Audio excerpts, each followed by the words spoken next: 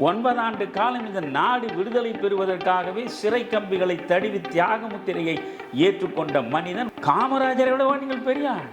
6 மாதம் பொறுத்தால் தான் நீங்கள் இந்த ஆட்சியின் மீது நம்பிக்கையில்லா தீர்மானம் கொண்டு வரலாம். 6 மாதம் பொறுக்க முடியவில்லை. அதற்குள்ள ஒரு குறுக்கு வழியை யோசிக்கிறார்கள்.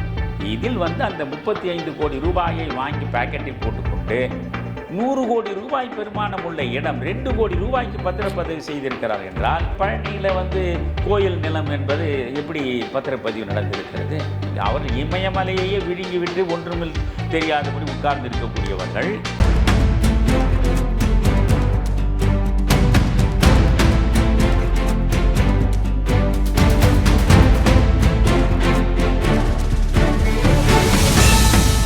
தமிழருவி தர்பார் நேயர்களுக்கு வணக்கம். கேளுங்கள் சொல்கிறேன் பகுதிக்கு உங்களை அன்போடு வரவேற்கிறேன். வாருங்கள், ஐயாவை சந்திக்கலாம். வணக்கம் ஐயா. வணக்கம் வாசுகி. ஐயா, முதல்வர் விஜய் அவர்களின் ஆட்சியை கவிழ்ப்பதற்காக சதிகள் நடைபெறுவதாக சொல்கிறார்களே, இது உண்மைதானா? அவ்வளவு எளிதாக விஜய் அவர்களின் ஆட்சியை கவிழ்த்து விட முடியுமா? விஜயுடைய ஆட்சியை கவிழ்ப்பதற்கு சதிகள் நடந்து கொண்டிருக்கின்றன. அது குறித்து இப்பொழுது காவல்துறையினுடைய புலனாய்வு வேகப்பட்டிருக்கிறது. ஒன்று மட்டும் உண்மை, விஜய் ஆட்சிக்கு வந்ததையும் முதல்வர் நாற்காலியில் அமர்ந்ததையும் திராவிட முன்னேற்றக் கழகத்தினாலும் சரி, அண்ணா திராவிட முன்னேற்றக் கழகத்தினாலும் சரி, எள்ளளவும் அவர்களால் சகிக்க முடியவில்லை. குறிப்பாக ஸ்டாலின், உதயநிதி போன்றவர்கள் இந்த பக்கமும், எடப்பாடி அந்த பக்கமும் விஜய் முதல்வரானதை அவர்கள் மனதளவில் இன்று வரை ஏற்றுக்கொள்ளாமலே தான் இருக்கிறார்கள். எனவே எப்படியாவது அவருடைய ஆட்சிக்கு முற்றுப்புள்ளி வைத்துவிட வேண்டும் என்று அவர்கள் நினைக்கிறார்கள். முழுக்க அது ஜனநாயகத்திற்கு முரணானது என்பது இவர்களுக்கு ஏன் புரியவில்லை என்பதுதான் எனக்கு ஆச்சரியமாக இருக்கிறது. அந்த பதவியின் மீது இருக்கக்கூடிய மோகம், இந்த அதிகாரத்தை அனுபவிக்க வேண்டும் என்கிற வெறி, அது தந்த சுகங்களில் ஆழ்ந்து கிடந்ததனால் அதிலிருந்து விடுபட்டு வெளியே நிற்க முடியாத ஒரு மனத்தடை, இவையெல்லாம் சேர்ந்துதான் அவர்களை அலைக்கழிக்கின்றன. எனவே 5 ஆண்டு காலம் விஜய் ஆட்சி நாற்காலியில் அமர்ந்துவிடக்கூடாது என்பதுதான் இவர்களுடைய முதல் கவலையாக இருக்கிறது. 5 ஆண்டுகள் வெற்றிகரமாக விஜய் முதல்வராக இருந்து ஒரு நல்லாட்சியை வழங்கி அவர் கொடுத்த வாக்குறுதிகளையெல்லாம் ஓரளவு நிறைவேற்றிவிட்டால், அடுத்த தேர்தலிலும் திராவிட முன்னேற்றக் கழகமும் ஆட்சியை அடைய முடியாது, அண்ணா திராவிட முன்னேற்றக் கழகமும் ஆட்சி குறித்து கனவு கூட காண முடியாது. எனவே அவசரமாக இந்த ஆட்சியை கவிழ்த்து விடுவதுதான் எல்லா வகையிலும் நமக்கு சரியாக இருக்கும் என்று 2 கட்சிகளும் நினைப்பது இயல்புதான். ஆனால் மக்களால் தேர்ந்தெடுக்கப்பட்டு இன்றைக்கு முதல்வராக அவர் அமர்ந்திருக்கிறார். 118 இடங்களை அவர் பெறவில்லை என்பது உண்மை. ஆனால் 108 இடங்களை அவருக்கு மக்கள் தந்திருக்கிறார்கள். அந்த 10 இடங்கள் குறைவாக இருக்கிறது என்பதனால் அவர் என்னென்னவோ செய்து 120 இடங்கள் தனக்கு ஆதரவாக இருக்கிறார் போல் ஒரு நிலையான ஆட்சிக்கு வேண்டிய அந்த சூழலை அவர் உருவாக்கி கொண்டார். அது சரியா தவறா என்பது வேறு. திராவிட முன்னேற்றக் கழகத்தின் பக்கத்தில் கொள்கை கூட்டணி என்று மேடைதோறும் முழங்கி இந்த விஜய்க்கு எதிராக அவர்கள் பெற்ற வாக்குகளை வைத்து கொண்டுதான் சட்டமன்றத்திற்குள்ளே சென்றிருக்கிறார்கள். அது விசிக ஆனாலும், கம்யூனிஸ்டுகள் ஆனாலும், முஸ்லீம் லீக் ஆனாலும், மதிமுக ஆனாலும் அவர்கள் விஜய் வர வேண்டும் என்ற தேர்தல் களத்தில் போய் பரப்புரை நிகழ்த்தினார்கள். திராவிட முன்னேற்றக் கழக ஆட்சி மறுபடியும் தொடரும், 200 இடங்களுக்கு மேல் திராவிட முன்னேற்றக் கழக கூட்டணி வெற்றியை பெறும், ஸ்டாலின் அவர்களே மீண்டும் முதலமைச்சர் ஆவார் என்று ஒற்றை குரலில் அனைவரும் ஒன்றாக சேர்ந்து கோரஸ் பாடியவர்கள் தான் இவர்கள். ஆனால் இவர்கள் இப்பொழுது அங்கே போய் விஜய்க்கு ஆதரவாக பக்கத்தில் நின்று அவர் ஆட்சியை தக்க வைத்து கொள்வதற்கு உதவி செய்ததை திமுகவால் ஏற்றுக்கொள்ள முடியவில்லை.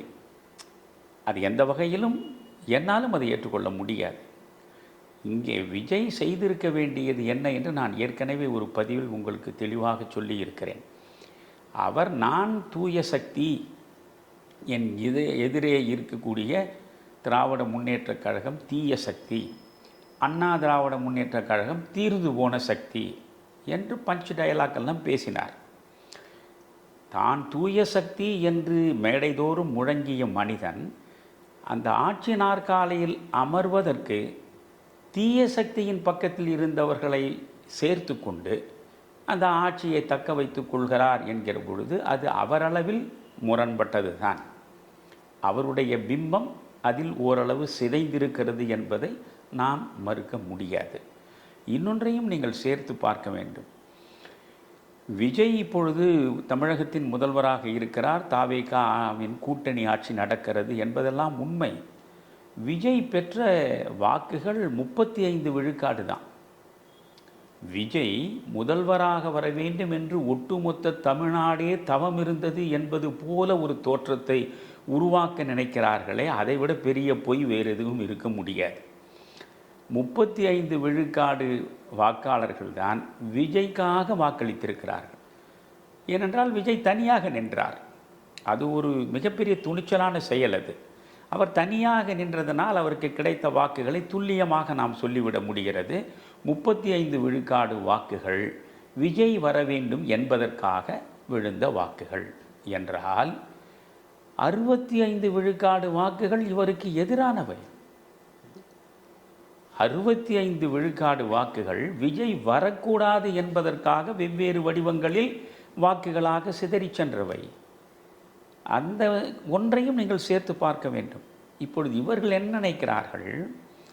திராவிட முன்னேற்றக் கழகம், அண்ணா திராவிட முன்னேற்றக் கழகம் இரண்டும் சேர்ந்து கொஞ்சம் கூட சமூக கூச்சம் இல்லாமல் எடப்பாடியை முதல்வராக்குவதா என்று ஒரு பேரத்தை நடத்தியதாக சொல்கிறார்கள். சொல்லப்படுகின்றவற்றையெல்லாம் வைத்துக்கொண்டு நாம் விமர்சன வியூகங்களில் ஆழ்ந்துவிட முடியாது. ஆனால் அப்படி ஒரு செய்தி நெருப்பில்லாமல் புகையுமா என்பார்கள் இல்லையா? அப்படி திமுகவும் அதிமுகவும் ஒன்றாக சேர்ந்து எடப்பாடியை முதல்வராக கொண்டு வந்து விஜய் முதல்வராவதை தடுக்க வேண்டும் என்று நினைத்ததாக சொல்லப்படுவது ஒரு செய்தி. ஆனால் அந்த செய்தி உண்மையானது என்று இந்திய யூனியன் முஸ்லீம் லீக்கினுடைய தலைவர் காதர் மொய்தீன் அவர்கள் வெளிப்படையாகவே பேட்டி கொடுத்து விட்டார். என்னை ஸ்டாலின் அவர்கள் அழைத்தார், நான் அவரோடு பேசினேன். நாம் இப்படி ஒரு ஏற்பாடை செய்யலாம் என்று இருக்கிறோம். அண்ணா திராவிட முன்னேற்றக் கழகம் திராவிட முன்னேற்றக் கழகம் சேர்ந்து எடப்பாடியை ஆட்சிக்கு கொண்டு வரலாம் என்று நினைக்கிறோம் என்று சொன்னார். அதில் நான் அதிர்ந்து போனேன் என்று அவர் சொல்கிறார். அடுத்த நாள் நான் அவரை ஸ்டாலினை பார்த்த பொழுது திருமாவளவனை முதல்வராக கொண்டு வருவதற்கு கூட நாங்கள் யோசிக்கிறோம் என்று சொன்னார் என்று காதர் மொய்தீன் சொல்கிறார். காதர் மொய்தீன் இப்பொழுது தாவேகா கூட்டணியில் இருக்கிறார், முஸ்லீம் லீக். அப்படி என்றால் இவர்களுடைய ஒற்றை நோக்கம் எந்த நிலையிலும் விஜய் ஆட்சிக்கு வந்துவிடக்கூடாது, தாவேகா ஆட்சி அமைக்கக்கூடாது என்பது தான். இதில் மறைப்பதற்கு ஒன்றுமே இல்லை. சரி, இதற்கு இடையில் நீங்கள் பார்த்தால் ஸ்டாலின் அவர்களே மேடையில் வெளிப்படையாக பேசுகிறார். இந்த ஆட்சி நீண்ட காலம் நிலைக்காது, சொல்லப்போனால் இந்த ஆட்சி ஒரு 3 மாதம் நடக்கலாம் அல்லது 6 மாதத்திற்குள்ளேயே இந்த ஆட்சி விழுந்து விடலாம் என்று அவர் சொல்கிறார். எல்லாவற்றையும் சேர்த்து வைத்துத்தான் நீங்கள் ஒரு முடிவுக்கு வர வேண்டும். நீங்கள் 120 பேர் இருக்கிறார்கள், 118 மேஜிக் நம்பர், அதற்கு மேலும் 2 பேர் இருக்கிறார்கள். அவர் ஏதோ வழி தவறித்தான், அவர் முரண்பட்டுத்தான், தன்னுடைய நிலைப்பாட்டிலிருந்து இறங்கித்தான் இந்த கூட்டணியை உருவாக்கி அவர் 120 இடங்களில் பெரும்பான்மையை காட்டி கவர்னரிடம் அதை சொல்லி சட்டமன்றத்தின் அந்த நிரூபித்து பிறகு அவர் முதலமைச்சராக வந்து உட்கார்ந்து விட்டார். அப்படி இருக்கிற பொழுது நீங்கள் எந்த அடிப்படையில் இப்பொழுது அந்த கூட்டணியாக உள்ளே போயிருக்கிறார்களே அவர்களில் சில பேர் நாங்கள் ஒரு 10 நாள் தான் அங்கே இருப்போம் அல்லது ஒரு 3 மாதம் அவருக்கு ஆதரவாக இருப்போம் அதற்கு பிறகு எங்கள் ஆதரவை நாங்கள் கொடுக்காமல் உங்களிடம் வந்து விடுவோம் என்று ஸ்டாலினிடம் சொன்னார்களா? 2 கம்யூனிஸ்டுகள் வெளியே நின்று ஆதரவு வழங்குகிறார்கள். இந்த 2 கம்யூனிஸ்டுகளும் ஒரு பிரச்சனையை முன்வைத்து நாங்கள் விரைவாக ஆதரவை வாபஸ் வாங்கி விடுவோம் என்று உங்களிடம் சொன்னார்களா? காங்கிரஸ் வெளியே வரக்கூடிய வாய்ப்பு இருக்கிறதா? எந்த அடிப்படையில் ஸ்டாலின் அவர்கள் திரும்ப திரும்ப, அதாவது சோர்வுற்று எதிர்காலமே இருண்டு கிடக்கக்கூடிய ஒரு நிலையில் விழுந்து கிடக்கிற தன்னுடைய கட்சியை தூக்கி நிறுத்துவதற்கு, தொண்டர்களிடையே உற்சாகத்தை வரவழைப்பதற்கு அவர் பேசலாம். அப்படி பேசுவது தான் முறை. ஒன்றும் கவலைப்படாதீர்கள், இந்த ஆட்சி நீண்ட காலம் நிலைக்காது, இந்த ஆட்சி தானாகவே கவிழ்ந்து விடும், எனவே மீண்டும் நாம் ஆட்சி கட்டிலை நோக்கி செல்வதற்கான வாய்ப்பு இருக்கிறது என்று பேசலாம். ஆனால் 3 மாதங்களுக்குள்ளே இந்த ஆட்சி முடிந்துவிடும் அல்லது 6 மாதங்களுக்கு மேலே இந்த ஆட்சி தாங்காது என்று திரும்ப திரும்ப ஸ்டாலின் சொல்கிறார் என்றால், அது வெறுமனே தொண்டர்களை உற்சாகப்படுத்துவதற்காக மட்டும் சொன்னதாக என்னால் நம்ப முடியவில்லை. அப்படி என்றால் மறைமுகமாக ஒரு சதி திட்டம் தீட்டப்படுகிறது, அந்த சதி உருவாக்கப்படுகிறது. காரணம் என்னவென்றால், இப்பொழுது நீங்கள் தாவேகாவை எடுத்துக்கொள்ளுங்களேன். தாவேகாவில் இருக்கக்கூடியவர் வந்து 108 பேர் எம்எல்ஏக்களாக வந்து அமர்ந்தார்கள். அதில் மிகவும் வசதியான மனிதர் விஜய். விஜய்க்கு பணம் ஒரு பொருட்டல்ல. அதற்கு பிறகு லாட்ரி சீட்டு அதிபருடைய மருமகன், அவருக்கு பணம் என்பது ஒரு பொருட்டல்ல. இப்படி ஒரு சிலர் தான் அதில் வந்து பணத்தை பெரிதாக கருத வேண்டாத அளவுக்கு சகல வசதிகளும் வாய்ப்புகளும் கொண்டவர்களாக இருக்கிறார்கள். ஆனால் அந்த கட்சியின் சார்பாக நின்று அங்கே போய் சேர்ந்திருக்கிறார்களே, அதில் விஜய் செய்த மிகப்பெரிய பிழை, நீங்கள் 234 தொகுதிகளிலும் அவர் வேட்பாளர்களை போடுகிற அவசரத்தில் 108 பேரை கட்சிக்கே சம்பந்தமில்லாமல் கடைசி நேரத்தில் ஓடி வந்தவர்களையெல்லாம் அவர் நிற்க வைத்து அவர்களுக்கு வாய்ப்பளித்திருக்கிறார். அதில் அதிமுகவில் இடம் கிடைக்காமல் வந்தவர்களும் உண்டு, வெவ்வேறு இடங்களில் முயன்று பார்த்து கிடைக்காமல் வந்தவர்களும் உண்டு. இந்த 108 பேர் நின்றார்கள் பார்த்தீங்களா, அதில் வந்து ஏறக்குறைய 40 பேருக்கு மேல் சட்டமன்ற உறுப்பினர்களாக வெற்றி பெற்றிருக்கிறார்கள். இந்த 40 பேரையும் நீங்கள் எடுத்தால் அவருடைய கடந்த கால வரலாறு பாருங்கள். அவர்கள் ஒன்றும் விஜய்க்காக கொடிபிடித்தவர்கள் இல்லை. தாவேகாவினுடைய சித்தாந்தத்தை, அப்படி ஒன்று இருந்தால் தாவேகாவின் சித்தாந்தத்தை ஏற்று நான் வந்தேன் என்று சொல்கிற வாய்ப்பும் இல்லை. நீங்கள் வெவ்வேறு கட்சிகள் இருந்தவர்கள், அங்கு உங்களுக்கு வாய்ப்பில்லாததால் அவசரமாக இங்கே வந்திருக்கிறீர்கள். இங்கே வந்து ஏதோ விஜயை கண் முன்னால் நிறுத்தி வாக்காளர்கள் உங்களுக்கு வாக்களித்து விட்டார்கள். ஒரு 40 பேருக்கு மேல் நீங்கள் சம்பந்தமே இல்லாமல் தாவேகாவின் சட்டமன்ற உறுப்பினர்களாக ஆகிவிட்டீர்கள். இந்த 40 பேருடைய முகமே விஜய்க்கு தெரியாது. 40 பேர் பேரை சொல்ல சொன்னால் விஜய்க்கு நிச்சயம் சொல்ல முடியாது. புரிகிறதா? அப்படி என்றால் இந்த 40 பேரில் ஒரு 15 பேரை எடுப்பது என்பது ஏன் முடியாது? அதான் யோசிக்கணும். இவர்கள் தாவேகாவிலேயே இருந்தவர்கள் இல்லை, விஜயின் ரசிகர்களாக இருந்தவர்கள் இல்லை, விஜயின் மீது எல்லையற்ற அன்பு பூண்டு அவருக்காக சகலத்தையும் அர்ப்பணிக்கக்கூடியவர்களான மனோநிலையில் உள்ளவர்களும் இல்லை. வெவ்வேறு கட்சியில் இருந்தவர்கள். அந்த கட்சிகளில் இவர்களுக்கு வாய்ப்பு கிடைக்காமல் இங்கே அவசரமாக வருகிறார்கள். அப்படி வந்தவர்கள் வேட்புமனு தாக்கல் செய்வதற்கு 2 நாட்களுக்கு முன்னால் வந்தவர்களை எல்லாம் இவர் வேட்பாளராக நிறுத்தியிருக்கிறார், வேறு வழி இல்லாமல்.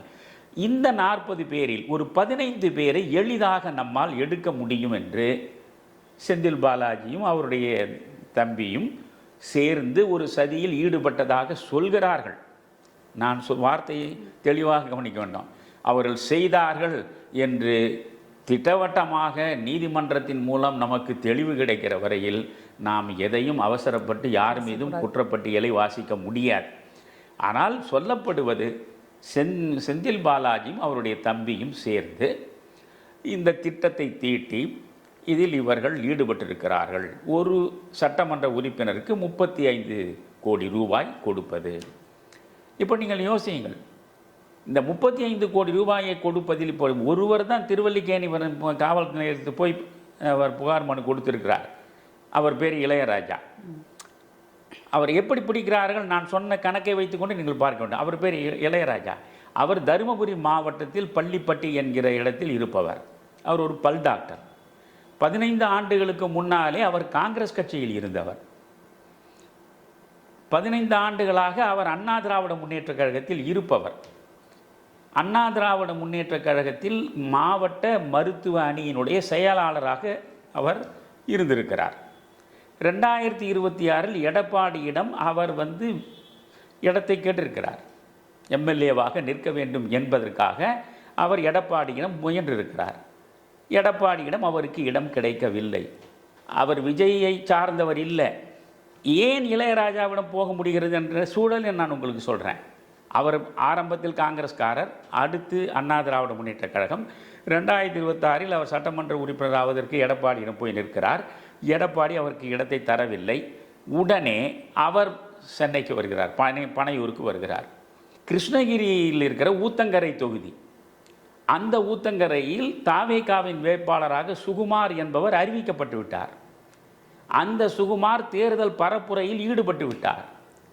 இந்த நேரத்தில் இந்த மனிதன் போய், நான் இப்படி பல் டாக்டர், நான் அதிமுகவில் மாவட்ட அளவில் மருத்துவ அணியினுடைய செயலாளராக இருந்திருக்கிறேன், எனக்கு சகல விதமான வசதிகளும் இருக்கின்றன, எனக்கு நீங்கள் வாய்ப்பு கொடுங்கள் என்று கேட்கிற பொழுது, ஏற்கனவே கிருஷ்ணகிரியில் அந்த ஊத்தங்கரையில் சுகுமார் நிறுத்தப்பட்டார் இல்லையா, சுகுமாரை எடுத்துவிட்டு வேட்புமனு தாக்கல் செய்வதற்கு 2 நாட்கள் முன்தான் இந்த மனிதன் போய் பனையூரில் பார்க்கிறார்.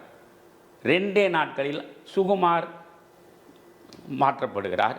இவர் ஊத்தங்கரையின் வேட்பாளராக நிறுத்தப்படுகிறார். ஊத்தங்கரையில் இவர் வெற்றி பெற்று சட்டமன்ற உறுப்பினர் ஆகிவிடுகிறார். எனவே இவரை நாம் பிடித்தால் எளிதாக முதலில் ஒரு காயை நாம் வெட்டி விடலாம். ஏனென்றால் இவர் விஜயனுடைய உண்மையான ஆள் இல்லைன்னு. ஆனால் அதில் என்ன என்றால், உண்மையிலேயே அந்த இளையராஜாவை நம்ம பாராட்ட வேண்டும். நீங்கள் 35 கோடி ரூபாய் கொடுக்குற அந்த மனிதன் இது 15 பேருக்கு அவர்கள் வலை வீசி இருக்கிறார்கள். இப்பொழுது வரக்கூடியதெல்லாம் நீங்கள் பார்த்தால் 15 பேருக்கு நீங்கள் ஒருவருக்கு 35 கோடி. அப்போ 15 பேருக்கு என்னாச்சு? 15 5 75, 15 3 45, 525 கோடிக்கான திட்டம் இது. விஜய் ஆட்சியை கவிழ்ப்பதற்கு 525 கோடிக்கான திட்டம் தீட்டப்பட்டிருக்கிறது என்று சொல்கிறார்கள். இதில் 15 பேரை அங்கிருந்து எடுத்துவிட்டால் தானாகவே முடிந்துவிடும். இப்பொழுது நீங்கள் வாக்கெடுப்பு நடந்து இந்த ஃப்ளோர் டெஸ்ட் என்று சொல்வார்கள், அதில் சட்டப்பேரவையில்தான் அவர் தன்னுடைய ஆதரவை வெளிப்படுத்தி விட்டார். இதோட முதல்வர் மீதோ இந்த ஆட்சியின் மீதோ நம்பிக்கையில்லா தீர்மானம் கொண்டு வர வேண்டும் என்றால் 6 மாத காலம் நீங்கள் காத்திருக்க வேண்டும்.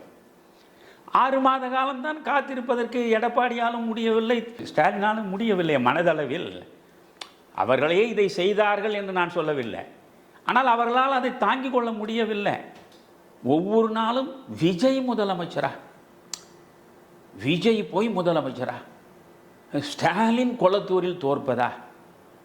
நான் கேட்கிறேன், காமராஜரை தோற்றிருக்கிறாரே விருதுநகரில், காமராஜரை விடவா நீங்கள் பெரியார்?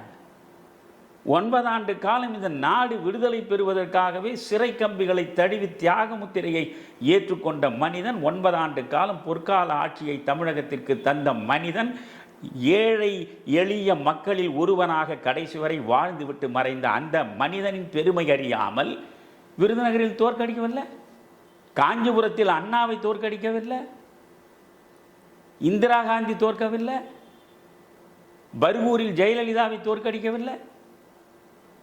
எனவே ஒரு தலைவர் தோற்பது என்பது ஒரு பெரிய சரித்திர நிகழ்வா என்னது? அதனால் இது ஸ்டாலின் தோற்கடிக்கப்பட்டார். யாரால் தோற்கடிக்கப்பட்டார்? தாவேகா வேட்பாளரால். அந்த தாவேகா வேட்பாளர் என்பவர் யார்? விஜயை சார்ந்தவரா? விஜய் ரசிகராக இருந்தவரா? விஜய் மன்றத்தில் இருந்தவரா? ஒன்றும் கிடையாது. திமுகவில் இருந்து துரத்தப்பட்டவர். திமுகவில் இருந்து துரத்தப்பட்ட ஒரு மனிதன் இந்த திமுகவினுடைய ஏக சக்கராதிபதியாக இருக்கக்கூடிய ஸ்டாலின் அவர்களை எதிர்த்து வெற்றி பெற்று விடுகிறார் என்றால் அது எப்படி அவரால் ஜீர்ணிக்க முடியும்? நான் மனம் திறந்தே சொல்கிறேன், நான் அங்கே தான் பிறந்தேன், என்னுடைய தொகுதி தான் அது. அது நான் ஒரு 1985 வரை அங்கே இருந்தேன். அப்பொழுது இருந்ததற்கும் இப்பொழுது நீங்கள் ஸ்டாலின் அந்த குளத்துவரை அப்படியே மாற்றி விட்டார். ஏராளமாக அவர்கள் செய்திருக்கிறார். அது கூட நீங்கள் அங்கே வாக்காளர்களை நான் கேட்டேன், நீங்கள் இவ்வளவு செய்திருக்கிறாரே, நீங்கள் ஏன் தோற்கடித்தீர்கள்னா, என்ன செய்தார்? இங்கே பார்க்கு கட்டினார், அங்கே லைப்ரரி வச்சார், அங்கே ஹாஸ்பிட்டல் கட்டினார், அங்கே திருமண கூடம் கட்டினார். இப்படி எல்லாமே கட்டடங்கள் தான்.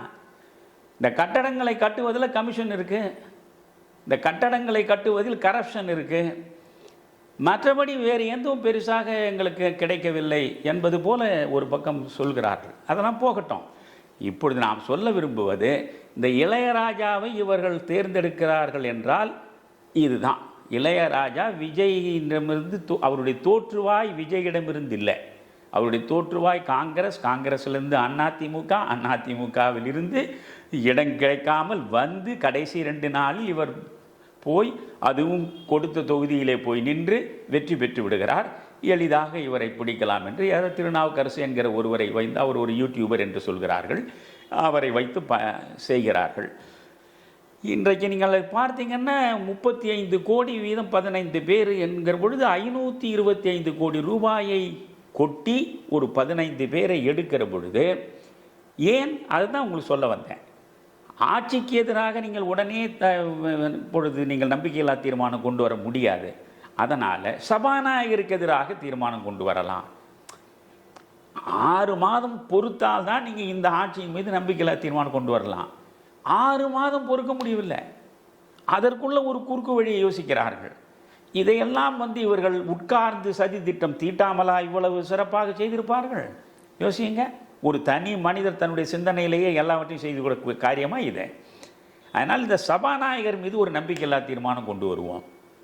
இப்பொழுது நீங்கள் 120 பேர் இருக்கிறாங்க இல்லையா, அந்த கூட்டணியை வைத்து அவர் 120, 120ல் 15 ஒழிவிட்டா 105 ஆன உடனே ஆட்சி சபாநாயகரே நம்பிக்கையில்லா தீர்மானத்தில் தோற்றுவிட்டார் என்கிற போது ஆட்சி கலகலத்து விடும். எனவே இவ்வளவு கணக்கும் போட்டுத்தான் காரியம் நடந்திருக்கிறது. இதற்கு சூத்திரதாரியாக செந்தில் பாலாஜியுடைய சகோதரரும் தான் இருந்திருக்கிறார்கள் என்று சொல்கிறார்கள். இப்பொழுது முதலில் அந்த திருநாவுக்கரசு என்கிற ஒருவர் யூடியூபர், அவரை கைது செய்து, பிறகு அதற்கடுத்து இன்னும் 2 பேரை கைது செய்து, பிறகு அங்கிருந்து அப்படியே சங்கிலி தொடராக போய் கரூரில் இருக்கக்கூடிய 2 பேரை கைது செய்து, அந்த 2 பேரை கைது செய்ததன் மூலமாக இது செந்தில் பாலாஜியுடைய சகோதரரையும் நோக்கி அந்த முள்முனை காட்ட அந்த 2 பேரிடமும் போய் நிற்கிற நிலையில் இப்பொழுது எங்கே வந்திருக்கிறது என்றால், அந்த விஜயன் என்கிற ஒரு ஊடகவியலாளர் இடம் நிற்கிறது. இதுவரையில் 12 பேர் கைது செய்யப்பட்டிருக்கிறார். 12 பேர் கைது செய்யப்பட்டிருக்கிறார். காவல்துறை தெளிவாக சொல்கிறது, இது 525 கோடி ரூபாய்க்கான சதி திட்டம். இதில் அந்த 35 கோடி ரூபாயை வாங்கி பாக்கெட்டில் போட்டுக்கொண்டு இளையராஜா வெறுமனே சும்மா இருந்திருந்தால் மற்ற 15 பேர் அவர்கள் எளிதாக விலை பேசி முடித்திருப்பார்கள். இதிலேயே மற்றவர்கள் அவர்கள் முடித்து விட்டதாக சொல்கிறார்கள். அவர்கள் போகவில்லை புகார் கொடுக்க. இப்பொழுது என்ன செய்வது என்று தெரியாமல் அவர் தவிப்பதாக இன்னொரு பக்கம் இருக்கிறது. இதில் அடுத்து மிக முக்கியமாக நாம் பார்க்க வேண்டியது 35 கோடி ரூபாய் ஒரு சட்டமன்ற உறுப்பினரை விலை பேசுவதற்கு கொடுக்கிறார் என்றால், அந்த 35 கோடி ரூபாய் சத்தியமாக கருப்பு பணமாக இருப்பதை தவிர ஒரு வழி கிடையாது.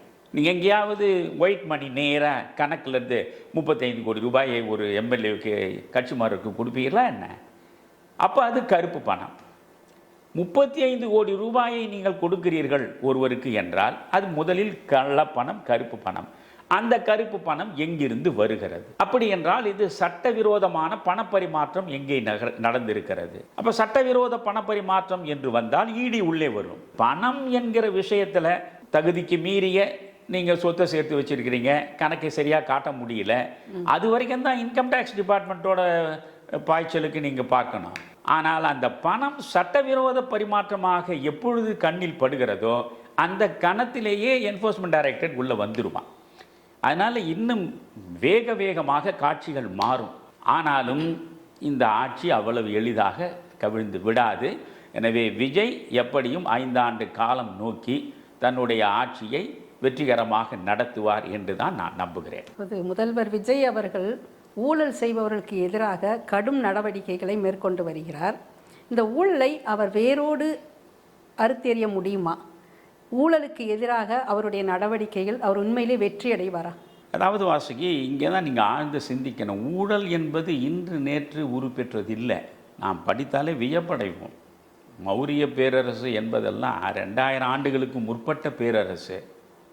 2000 ஆண்டுகளுக்கு முற்பட்ட மௌரிய பேரரசு உருவாக்கத்தில் பெரும்பங்கு வகித்தவன் சாணக்கியன். அந்த சாணக்கியன் எழுதியது தான் அர்த்த சாஸ்திரம்.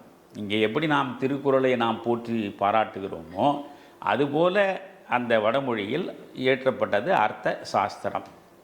நீங்கள் அர்த்தம் என்றாலே பொருள் தான் என்பது தான். நீங்கள் அறம், பொருள், இன்பம் அப்படின்னு சொல்கிறோம் இல்லைங்களா? அது மாதிரி அங்கே தர்மம், அர்த்தம், காமம், அறம், பொருள், இன்பம்னு அது சாணக்கியன் ஒரு முழுக்க இப்போ நம்ம திருக்குறளில் பொருள் அதிகாரம் பொருட்பாலை எடுத்தீங்கன்னா பொருட்பால் முழுவதுமே அரசர்களுக்கு உரியது. நீங்கள் அறத்துப்பால் என்பது சமூகத்தில் உள்ள சகல மனிதர்களுக்கான வாழ்வியல் சார்ந்தது.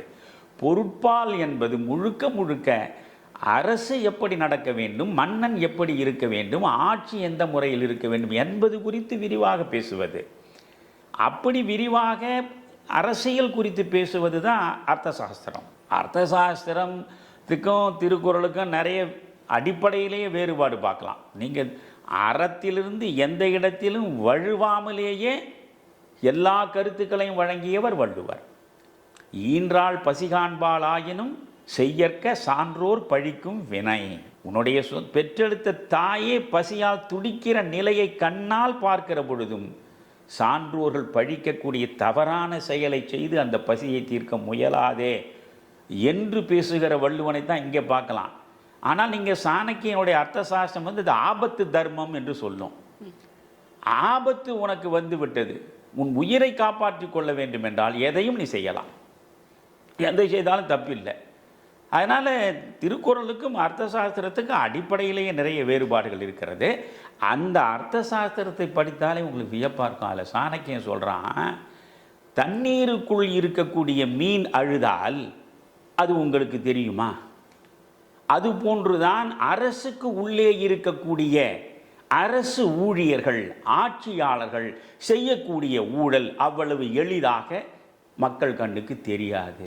அற்புதமான, என்ன அழகான ஓமை சொல்றான் பாரு.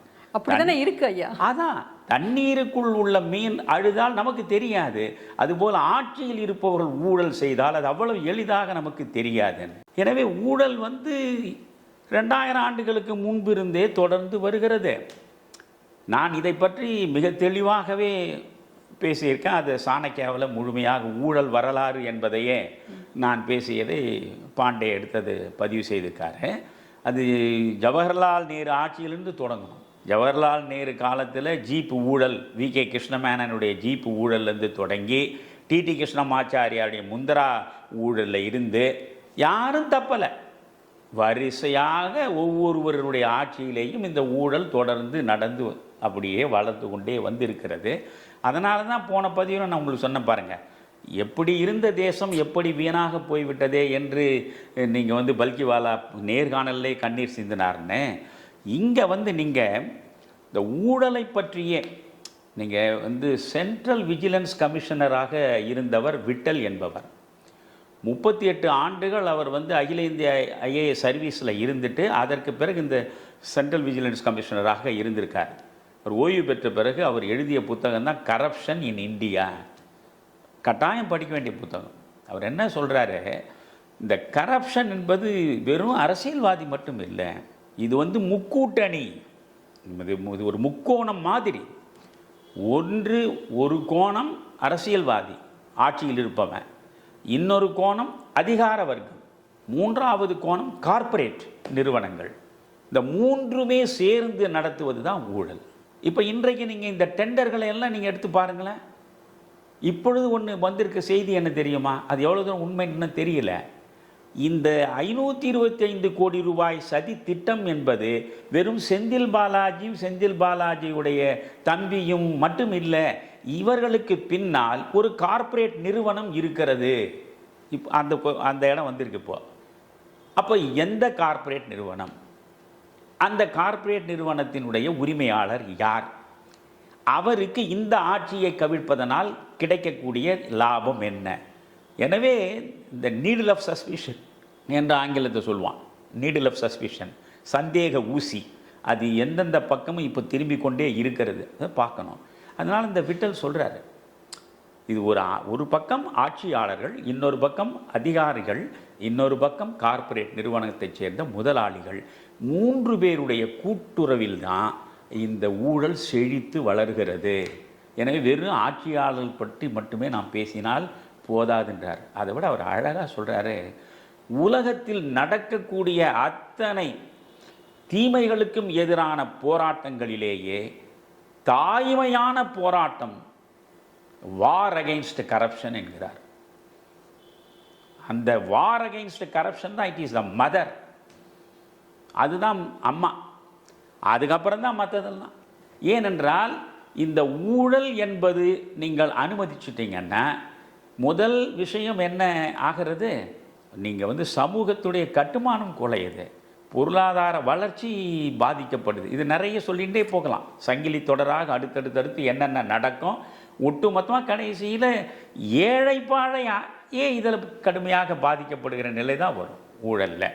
அதனால் இப்பொழுது இவர் துணிந்து சொல்லியிருக்கார். அவர் மேடைகளில் ஊழலுக்கு எதிராக முழங்கியது மட்டுமல்ல, சட்டமன்றத்திலேயே மிக தெளிவாக சொன்னார், நான் மக்கள் பணத்தில் ஒரு பைசாவையும் தொடமாட்டேன், அடுத்தவர் தொடவும் விடமாட்டேன். இது மாதிரி சூளுரை செய்த முதல்வர் இந்திய வரலாற்றிலேயே யாரும் கிடையாது. எனவே அந்த பெருமையை விஜய்க்கு நான் கொடுக்குறேன். ஆனால் அது எவ்வளவு தூரம் செய்ய முடியும், அதுதான் போன பதிவில் கூட நம்ம பேசியிருக்கோம். Scissors wife must be above suspicion, சந்தேகத்திற்கு அப்பாற்பட்டவளாக சீசரின் மனைவி இருக்க வேண்டும்னு. இப்போ சீசர் சரியாக இருக்கிறதாவே நம்ம வச்சுப்போம். ஏன்னா விஜய் ஒரு ஏராளமாக கோடிக்கணக்கில் பணத்தை வைத்திருக்கிறார், அவர் தவறு செய்து பணத்தை திரட்டணுன்றது இல்லை. சரி, அவர் உத்தமராக இருக்கார். பக்கத்தில் இருக்கக்கூடிய அத்தனை பேரும் உத்தமர்களாக இருப்பார்களா என்று சொல்ல முடியாது. இப்போ நீங்கள் உதாரணத்துக்கு பார்த்தீங்கன்னா, இந்த பழனியில் கோயில் நிலம் என்பது எப்படி பத்திரப்பதிவு நடந்திருக்கிறது? 100 கோடி ரூபாய் பெருமானம் உள்ள இடம் 2 கோடி ரூபாய்க்கு பத்திரப்பதிவு செய்திருக்கிறார் என்றால், இது வெறுமனே 2 விவசாயிகள் மட்டுமே செய்த விஷயமாக நீங்கள் பார்க்குறீங்க. 2 விவசாயிகள் போய் இந்த பத்திரப்பதிவு செய்து அவன் உரிமை ஆக்கிக்கினான்னு. இது பின்னால் எவ்வளோ தூரம் உள்ளுக்குள்ளே நீங்கள் போனால் எங்கே போய் நிற்குன்னு சொல்ல முடியாது. முதல்வர் ஊழல் செய்யலை, அமைச்சர்கள் ஊழல் செய்யலை, ஊழல் ஒழிஞ்சிருமான்னா அதிகார வர்க்கம் இருக்க, ஊழலேயே ஊறி திளைத்த அதிகார வர்க்கம், அதுக்கு வெறும் சம்பளம் போதாதே, வாங்குகிற சம்பளம் தான் போதும் என்ற மனோநிலையை எந்த அரசு ஊழியர்களுக்கு அதிகாரிகளுக்கு, அரசு ஊழியர்னு விடுங்க பாவம், ஆனால் அதிகார வர்க்கம் என்பது அதே அளவுக்கு 100 விழுக்காடு இவர்களுக்கு ஒத்துழைப்பு கொடுக்குமா? அது ஒரு பெரிய கேள்வி இருக்குது. கீழ்மட்டம் வரையும் இருக்கக்கூடிய அதிகார வர்க்கம், நீங்கள் மேலேருந்து கீழே வரைக்கும் ஒவ்வொரு கட்டத்தில் ஒவ்வொரு அதிகாரி இருக்கான்ல, ஊராட்சி வரையிலும் இருக்கக்கூடிய எல்லாரிடமும் அதிகாரங்கள் இருக்குல்ல. அப்போ அவர்கள் அத்தனை பேருமே ஊழலற்றவர்களாக ஒரே நாளில் உருமாறிவிட முடியாது. அதனால் ஊழலை முழுவதுமாக வேறறுத்து விடுவார் விஜய் என்று சொல்ல முடியாது, யாருமே சொல்ல முடியாது. ஆனால் ஊழலின் வேகத்தை நிச்சயம் தடுக்க முடியும், அச்சத்தின் மூலமாக தான். நான் திரும்ப திரும்ப சொல்கிறேன், மாரல் ஃபியர் என்பது ஒன்று, சோஷியல் ஃபியர் என்பது ஒன்று. இங்கே எவனுக்கும் மாரல் ஃபியர் இல்லை. தார்மீக அடிப்படையில் எழக்கூடிய அச்சம் என்பது தான் உயர்ந்தது. அது உயர்ந்த மனிதர்களுக்கு மட்டுமே உள்ள குணம். அந்த தார்மீக அச்சம் இன்றைக்கு யாருக்கும் இல்லை.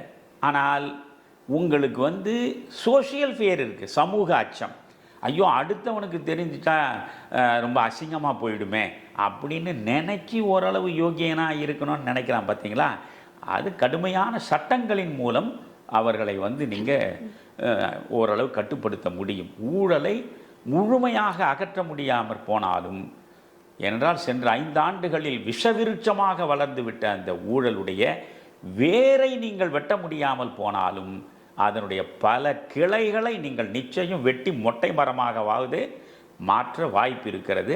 அதை விஜய் செய்வாரா என்பதை நாம் பொறுத்து தான் பார்க்க வேண்டும். பட் விஜய் செய்வார் என்று மக்கள் எதிர்பார்ப்புடன் இருக்கிறார்கள். மக்கள் எதிர்பார்க்கிறார்கள். அது ஒரு ஹெர்குலியன் டாஸ்க், அவ்வளோ எளிதான காரியம் இல்லை.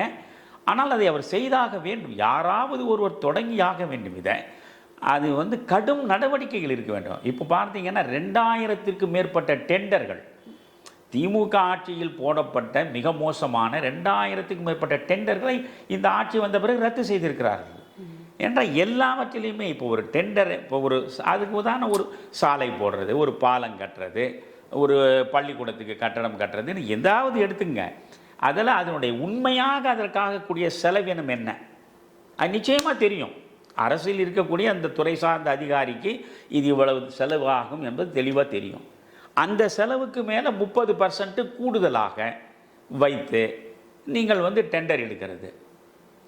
டெண்டர் எடுத்து இந்த 30% அந்த அதிகாரியிலேருந்து மேலே இருக்கிற மனிதர் வரைக்கும் பிரிச்சுக்கிறது. இது நடைமுறையில் இருக்கு இல்லையா? இப்போ இதை 2000 டெண்டர்களை இவர் ரத்து செய்கிற பொழுதே அப்போ அந்த 30% என்பது இப்பொழுது அடைக்கப்படுகிறது.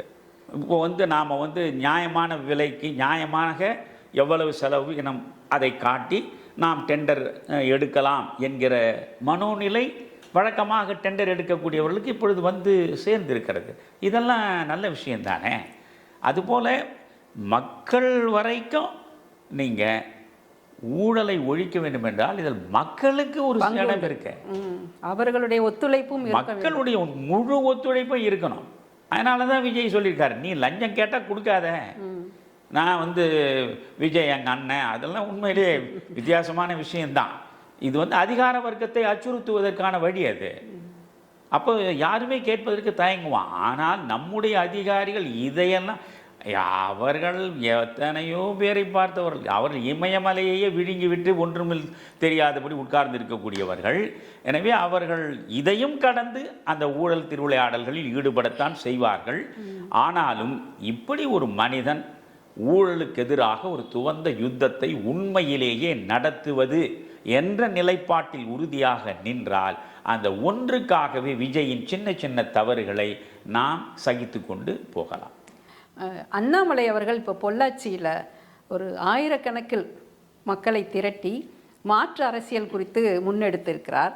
இன்னும் 2 ஆண்டுகள் கழித்து நான் அந்த கட்சியை தொடங்க போகிறேன் என்று சொல்லியிருக்கிறாரே.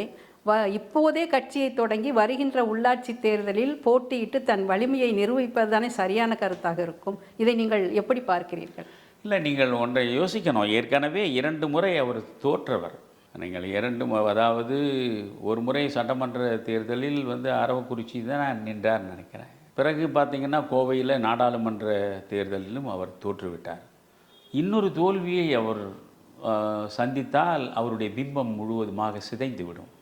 அதனால் எடுத்து வைக்கக்கூடிய ஒவ்வொரு அடியையும் நாம் ரொம்ப பார்த்து பாதுகாப்பாகத்தான் முன்வைக்க வேண்டும் என்று அவர் நினைத்தால் அதில் தவறில்லை. தனக்கான ஆதரவு வட்டம் எவ்வளவு தூரம் இருக்கிறது என்பதை முதலில் அவர் பார்க்க வேண்டும். ஏனென்றால் அவர் பிஜேபியிலிருந்து வெளியே வந்திருக்கிறார், ஒரு மாற்று அரசியலை முன்னெடுக்கிறார். இப்பொழுது என்ன நினைத்தாலும் அது விஜயா, அது கவர்ச்சி அரசியல். இது அண்ணாமலை வந்தால் ஒரு கருத்தியல் ரீதியாக ஒரு நல்லாட்சியை வழங்கக்கூடிய தெளிவும் சிந்தனையும் உள்ள மனிதரவர் என்று அண்ணாமலைக்கு ஒரு பிம்பம் கட்டமைக்கப்பட்டிருக்கிறது. எனவே அண்ணாமலை வருகிறார் என்றால் அவர் பின்னால் எந்த அளவுக்கு மக்கள் திரளுவார்கள் என்பதை பார்க்க வேண்டும். அவர் பிஜேபியில் இருந்தார், அவருக்கு பின்புலமாக மோடி இருந்தார், நாட்டினுடைய பிரதமரே அவருக்கு பின்புலமாக இருந்தார். நாட்டின் 2வது பெரிய சக்தியாக இருக்கிற உள்துறை அமைச்சராக உள்ள அமித்ஷா அவருக்கு பின்புலமாக இருந்தார்.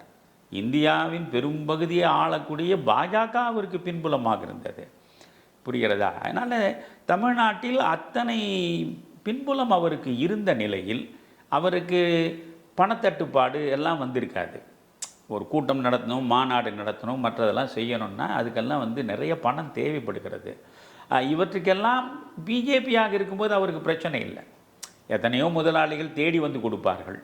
பிஜேபியிலையும் அவருக்கு நிறைய கிடைக்கும், எல்லாமே சரி. இப்பொழுது அவர் வெளியே வந்திருக்கிறார். பிஜேபியில் அவர் மீது ஆழமான அன்பு கொண்டவர்கள் வெளியே வந்துட்டாங்க அவர் பின்னால். ஏறக்குறைய இப்போ ஒரு 18 லட்சம் பேர் இருக்கிறார்கள்னு சொல்கிறாங்க இல்லையா? அந்த 18 லட்சம் பேரில் ஏறக்குறைய 80 விழுக்காடு பிஜேபியில் இருந்து இவர் பின்னால் வந்தவர்களாகத்தான் இருப்பாங்க. இப்பொழுது இவர் வந்து ஒரு திட்டமாக போட்டுக்கொண்டு போகிறார். தமிழ்நாட்டை மிக மோசமான சூழலுக்கு கொண்டு போவது போதை கலாச்சாரம். எனவே நான் போதை கலாச்சாரத்துக்கு எதிராக முதலில் ஒரு மாநாடு நடத்துகிறேன். அது வழக்கமாக எல்லா அரசியல் கட்சிகள் நடத்துகிற மாநாடு போல இல்லை. அதனுடைய குவாலிட்டியை நீங்கள் பார்க்கணும். அதற்கென்று ஒரு தனித்தரத்தோடு அந்த மாநாடு அமைக்கப்பட்டு அது நடத்தப்பட்டிருக்கிறது. அதில் ஏறக்குறைய 25,000 நாற்காலிகள் போடப்பட்டன. 25,000 நாற்காலிகளும் நிரம்பி பல பேர் நின்று கொண்டிருந்தார்கள் என்று தினமலர் பத்திரிகை எழுதுகிறது. ஆக அவருக்கு கணிசமான ஆதரவு இருக்கிறது. அவர் கோவையில் கூட போடவில்லை இந்த மாநாட்டை, பொள்ளாச்சியில் கொண்டு போய் போடுகிறார். சரி, இப்போ எனக்கு என்னென்னா அவர் ஏன் உடனடியாக அவர் பெரும் புலிப்பாய்ச்சல் காட்ட முடியாது? அவர் வந்து கொங்கு மண்டலம் என்பது அவங்களுக்கான ஒரு முக்கியமான பின்புலம் உள்ள இடம். கொங்கு மண்டலத்தில் அவர் 25,000 பேரை கூட்டினாரியா? தூத்துக்குடியில் அவர் மாநாடு போட்டால் எத்தனை ஆயிரம் பேர் கூடுவார்கள்? திருச்செந்தூரில் அவர் போட்டால் எத்தனை ஆயிரம் பேர் கூடுவார்கள்? தென் மாவட்டங்களில் அவருக்கு என்ன சக்தி இருக்கிறது? வட மாவட்டங்களில் அவருக்கு என்ன சக்தி இருக்கிறது? மத்திய மாவட்டங்களில் என்ன சக்தி இருக்கிறது என்றெல்லாம் பார்க்க வேண்டும். விரைவாக 25,000 பேர் கூடினார்கள், நமக்கு பின்னால் ஒரு பெரிய படை இருக்கிறது என்று அவர் அவசரப்பட முடியாது. அதனால் நிரம்ப யோசித்து அடியடியாக எடுத்து வைத்து நாம் ஆட்சி கட்டிலை நோக்கி செல்ல வேண்டும் என்பதுதான் அவருடைய கனவு. அந்த கனவு நிறைவேற வேண்டும் என்றால் ஹேஸ்ட் இஸ் வேஸ்ட் என்று ஆங்கிலத்தில் சொல்வார்கள். எதிலையுமே விரைவாக நீங்கள் செயற்பட்டால் வீணாக போவீர்கள். அதனால் ஆழ்ந்து பரிசீலித்து கவனத்தோடு அவர் கால் எடுத்து வைக்கிறார். அதனால் இப்பொழுது இந்த உள்ளாட்சி தேர்தல் வந்து அடுத்த ஆண்டே வந்துடும். இவர் என்ன சொல்கிறார்? நான் 2 ஆண்டுகளுக்கு பிறகு தான் கட்சி தொடங்குவேன்னு சொல்கிறார். அப்போ 2 ஆண்டுகள் என்பது ஒரு வகையில் அவர் கணக்கு சரியாக இருந்தாலும் 2 ஆண்டுகள் வரையில் காத்திருக்க மாட்டான். மக்களுடைய மனோபாவம் என்பது மாறிக்கொண்டே இருக்கும். இவர் 2 ஆண்டுகள் பொறுத்து தான் அரசியலுக்கு வரப்போகிறார். அதுவரையில் இவர் அடிப்படையாக அந்த ப்ரிப்பேரிங் தி கிரவுண்ட் என்று சொல்வார்களே, அதுபோல் இந்த களத்தை அவர் உருவாக்கி கொண்டிருக்கிறார் என்றால் களத்தை உருவாக்கி கொண்டிருப்பதிலேயே பெரிய காலம் ஓட்ட முடியாது. நீங்கள் பார்த்தீங்கன்னா கெஜ்ரிவால் கட்சியை தொடங்கினது ஒரே ஆண்டு தான், 2012 நினைக்கிறேன். 2012 கெஜ்ரிவால் ஆம் ஆத்மி கட்சியை தொடங்கினா 2013 அவர் டெல்லியில் முதல்வர் ஆகிட்டார். அதுதான் மக்கள் எழுச்சியினுடைய அடையாளம். ஒரு ஆண்டு தான். இப்போ 2 ஆண்டு விஜய் இருந்தார். இப்போ விஜய் வந்து இந்த 2 ஆண்டுகளில் யாரும் எதிர்பார்க்க முடியாமல் முதல்வராக இவ்வளோ பெரிய மாநிலம், டெல்லி என்பது ஒரு சின்ன ஒரு யூனியன் டெரிட்டரி, அதில் வர்றது பெரிய சாதனை இல்லை. இது ஒரு தமிழ்நாட்டுக்கே ஒரு முதலமைச்சராக வந்து 2 ஆண்டுகளுக்குள்ளே உட்கார்ந்துட்டார். ஸோ இதில் வந்து நீங்கள் பொறுமையாக காரியமாற்றுவது என்பது வேறு. ஆனால் அடுத்த தேர்தல் வந்து உள்ளாட்சி தேர்தல் என்கிற பொழுது உள்ளாட்சி அமைப்புகள் தான் காந்தியத்தினுடைய உயிர்த்தலம். நீங்கள் உண்மையிலேயே காந்திய பாதையில் செல்வது என்று முடிவெடுத்தால் உங்கள் கவனம் முழுவதும் உள்ளாட்சி தேர்தலில் தான் போய் நிற்கணும். உங்களை பின்பற்றக்கூடியவர்கள் அத்தனை பேருமே தகுதி வாய்ந்தவர்களை நீங்கள் தேர்ந்தெடுத்து அவர்கள் அந்த உள்ளாட்சிகளில் இடம்பெறுவதற்கான சூழலை உருவாக்குவது தான் அண்ணாமலை செய்ய வேண்டிய மிக சரியான செயலாக இருக்க முடியும் என்பது என்னுடைய நம்பிக்கை. அவருடைய கணக்கு என்ன என்று எனக்கு தெரியாது. ஆனால் அண்ணாமலையினுடைய வரவை நான் நிச்சயம் வரவேற்கிறேன். ரொம்ப அருமையாக எல்லாத்திற்கும் விளக்கம் கொடுத்தீங்க ஐயா. மீண்டும் வேறு சில கேள்விகளுடன் அடுத்த பகுதியில் உங்களை சந்திக்கிறேன். நன்றி. மகிழ்ச்சி வாசி, நன்றி.